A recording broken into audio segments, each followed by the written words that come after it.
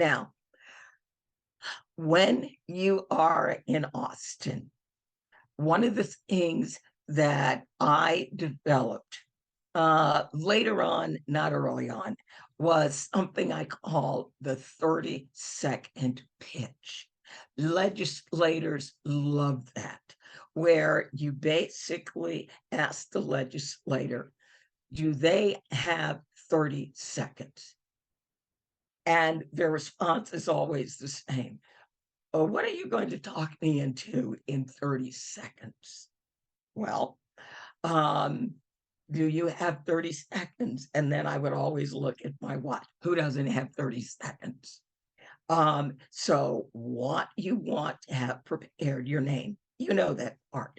The bill number and the bill name, you will know that. You know what bill you're lobbying on, what it does, and why they should support it, i.e., what they get. So I got to the point where by the time 2018 rolled around, when I would go to Capitol Hill, and I would normally have a team of anywhere from 7, sometimes we'd have a big team, 20 people.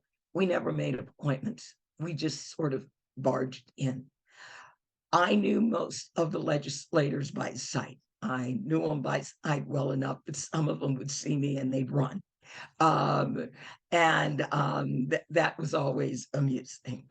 But the ones that didn't see me and run, but I knew they were in their offices, I would go in the office, I would be in the lobby, and I would speak very loudly.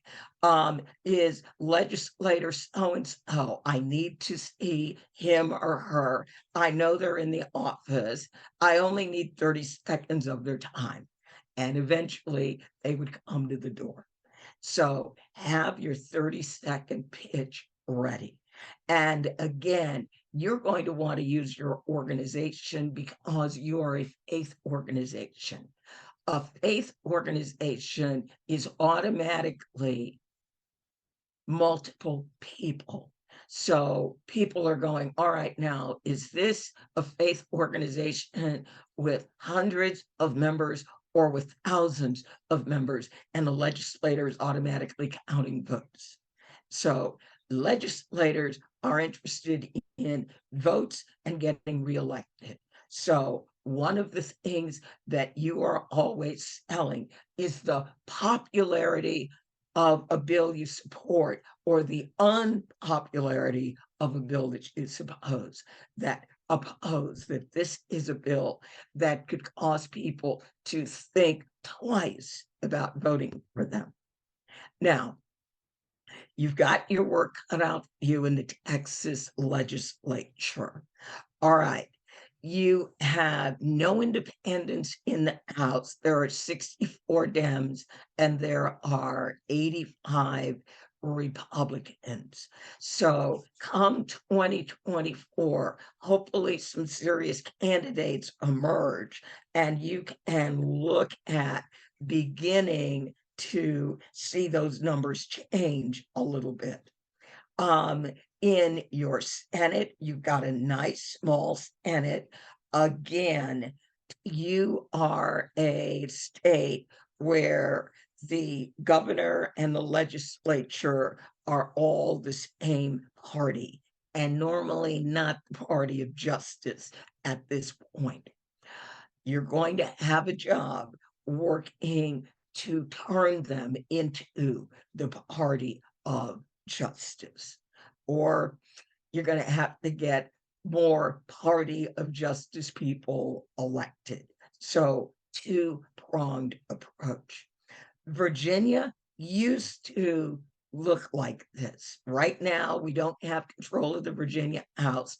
We've got an election this year. I will take it back and we will go back to normalcy.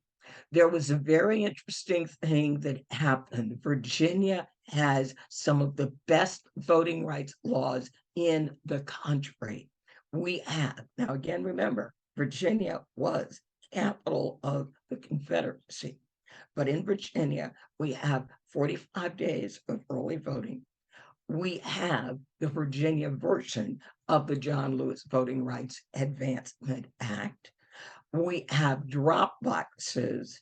There is one drop box for every 50,000 people, and it is not registered voters. It is 50,000 humans. Each county has to have that many drop boxes. We have no excuse, vote by mail. Anybody can vote by mail if they want to. And in Virginia, your vote by mail ballot merely needs to be postmarked by 7 p.m. on election day. Election day is always Tuesday, and it has until Friday to get there. So, of course, when we lost the House, they introduced 40 bills to basically overthrow all of the gains that we won in 2021. The Virginia Senate, which is, I'm going to call it a Justice Senate, when all those bills came over, they called a press conference and they had a very large garbage can. And when the bills came over on crossover, they unceremoniously dropped them all in the trash. And they said, this legislation will not be docketed. It will not be argued. It will not be discussed. It has failed. You want to be able to do that with legislation that is unjust. All right, let me go back to the science of lobbying. I'm going to go through a couple of these really, really quickly, and I'm going to spend more time on adding co-sponsors, committee hearing vote, floor hearing vote, and then cross over to the other chamber. So I don't think at this point this year, you're really looking to introduce legislation. Are you going to introduce any new legislation? No. All right. That'll be when we do this for next year. And we'll need to do this in September because you're going to need to start getting your legislation written and finding your sponsor by October so you can be ready for the 24 legislative session. All right. Now, this is also useful for finding co-sponsors. Organize your talking points and supporters. Who has sponsored a similar bill? You're going to want them to be a co-sponsor on this. How many organizations support this bill? That potentially may be something that goes in your letter. Are there faith groups? Are there other faith groups that support this bill? And you're already doing this. What other groups are willing to help you build co-sponsors? So I don't know if the legislation you're supporting, you're going to want to look at this. Is the main lead sponsor a champion of that bill? So what does the champion do? Well, number one, they help promote the bill. We used to work on a lot of bills on the Hill where, yes, we had a bill co-sponsor or we had a bill sponsor, but they weren't a champion. They weren't going to go and talk to other legislators and work on getting them on that bill. But periodically, when I would get to choose who I wanted to be the lead sponsor, I'd get to choose someone who was going to be a champion. And the few people that I chose as champions never, ever, ever disappointed me. Now, because the justice side does not control your legislature. In order to successfully pass or oppose something, you're going to need bipartisan support / opposition. So who are the legislators who successfully work with people on the other side? And are they on a committee of jurisdiction? In other words, the committee that is going to hear that bill first. Generally, when legislation gets introduced, it is going to get assigned to a committee. In order for your bill normally to go to the floor, the committee that it's assigned to has to, the majority have to say, yes, we support this bill. Let's advance it out of committee. Now, initial co-sponsors, additional co-sponsors, it's the same thing. Was this bill introduced in a previous session? If the answer is yes, do we have all the people willing to co-sponsor or at least vote for it in the new session? So you're going to want to work with that. Again, maybe it is not the lead sponsor, but maybe there is another co-sponsor who would be an ideal bill champion. One of our bill champions on restoration of rights, one of our delegates himself is a returning citizen. And again, as a member of the legislative body that will be voting on it, it is incredible and wonderful to have his voice say, people change.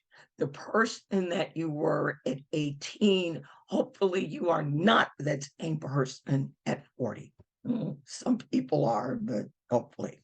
All right, now, when you're looking at co-sponsor, you're going to get this, co-sponsor milestones. At the federal level, if in the House you have 100 co-sponsors, people consider that bill moving. That's why Bill Track 50 is really useful.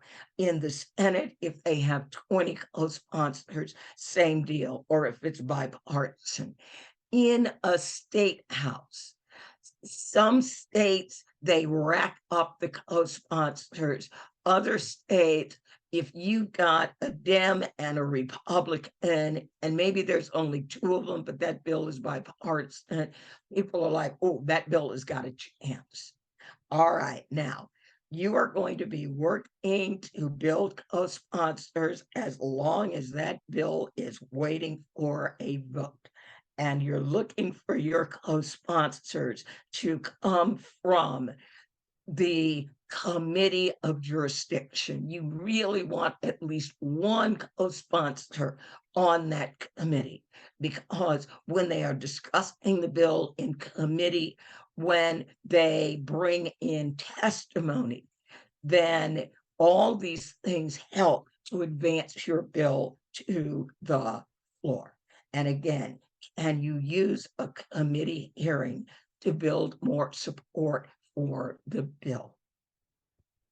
The committee hearing and the vote.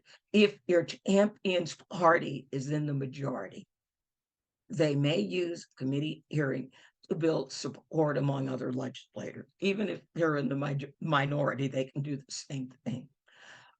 In Virginia, for the Equal Rights Amendment, Senator Jill Holtzman Vogel, who was a Republican, in at least 3 legislative sessions, was solely responsible for voting our bill out of the Senate Privileges and Elections Committee and allowing our bill to go to the Senate floor, where it always passed.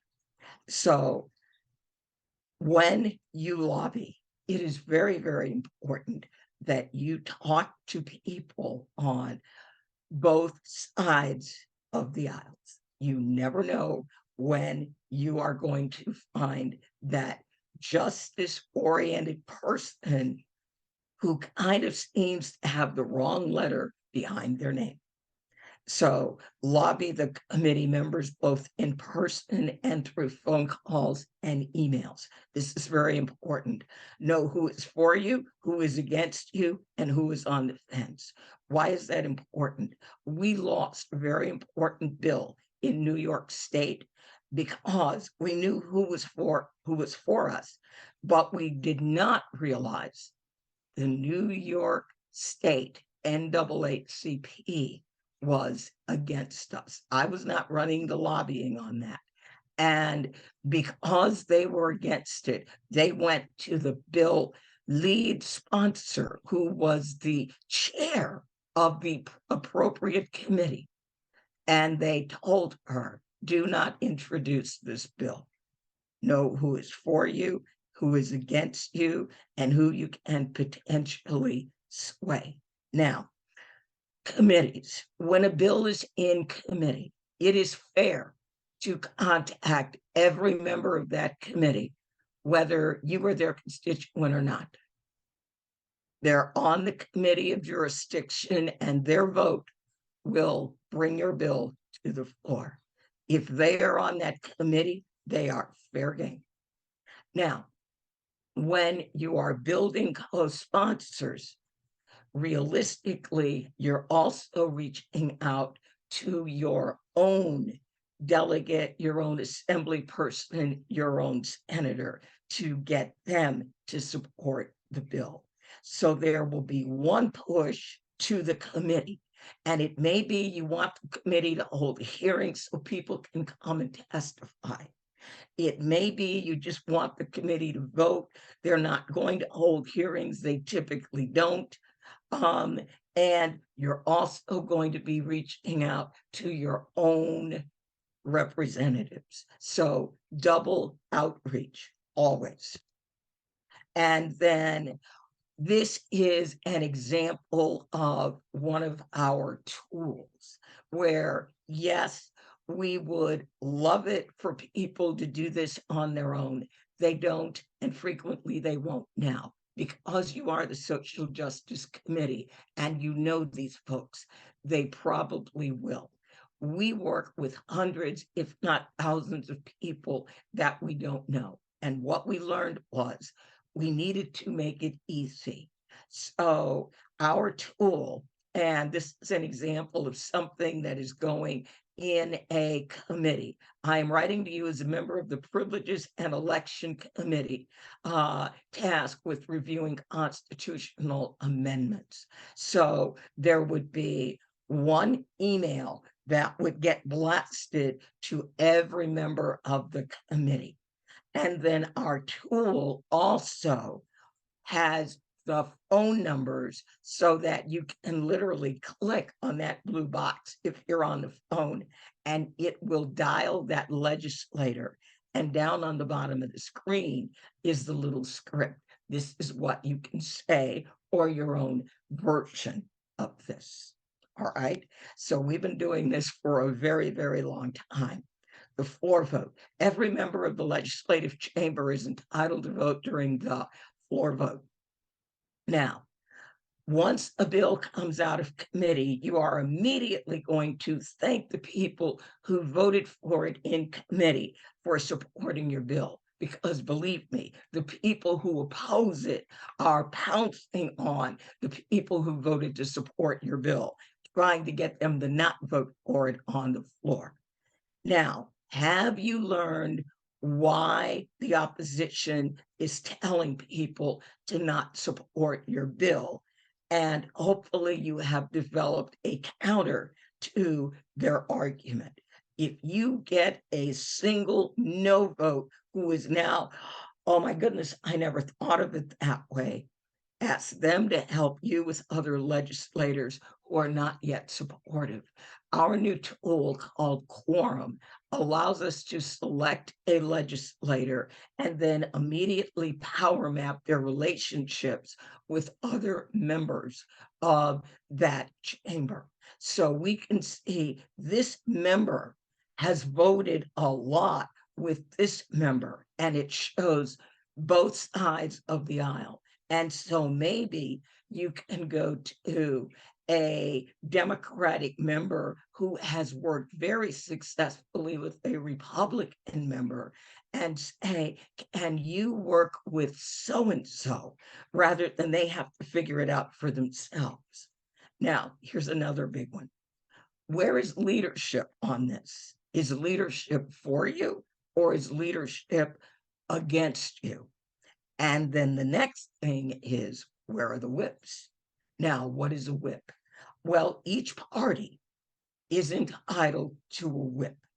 The whole idea behind the legislative whip is if leadership is for something, it is the job of the whip to get all the members on the same page supporting or opposing the bill. So that's the job of the whip. So you're going to want to know who are the whips in the House and the Senate. They each have one. And where are they? If the whips have no position and leadership doesn't really have a strong position, all right, you are going to potentially have a real shot. If leadership is against it, leadership can say, no, I don't want this bill docketed and coming to the floor. That's what happened in Congress with my Congresswoman's bill on making sure that members of Congress could not use their congressional information to personally enrich themselves and their family on buying stock. Leadership was against the bill. So leadership, even though it was a bipartisan bill, never allowed that bill to go to the floor. And then every party caucus has a leadership team member assigned to rally members for or against a bill. So I track federal on this because I never know what states I'm going to be presenting to. You are going to want to figure this out for Texas. Who are your whips and your majority leaders and your minority leaders?